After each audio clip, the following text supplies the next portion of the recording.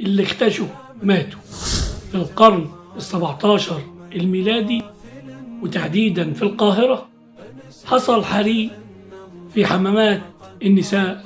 ستات كتيرة علشان ينجدوا نفسهم من الحريق طلعوا عرايا في الشارع علشان خايفين من الحريق.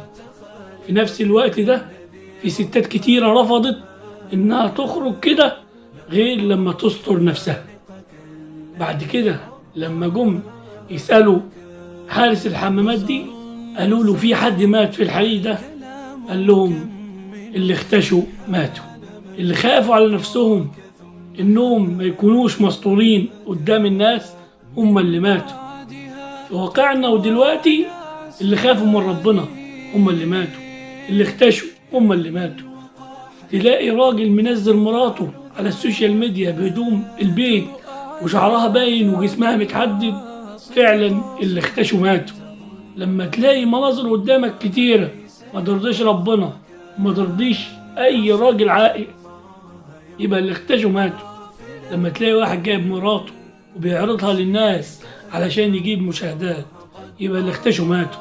مجتمعنا كله بيجري ورا شهرة وفلوس، مش مهم هضحي بايه، المهم هجيب فلوس ازاي. تقدر تطلع مراتك واختك وبنتك بهدوم البيت عادي، ده ستايل، ده موضة، انت مش فري، مفيش حرية. كلام كله اقسم بالله ما يرضي ربنا. اول حاجة مش مهم انك ترضي الناس، المهم انك ترضي ربنا، وعشان ترضيه لازم ترضيه بالفعل.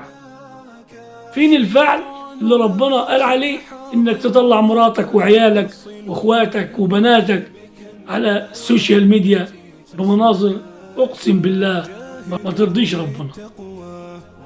انت قبلت كده على نفسك علشان الشهرة والفلوس، انك هتتحاسب على كل ده. كلكم راع وكلكم مسؤول عن رعيته. اللي اختشوا ماتوا. سلام عليكم.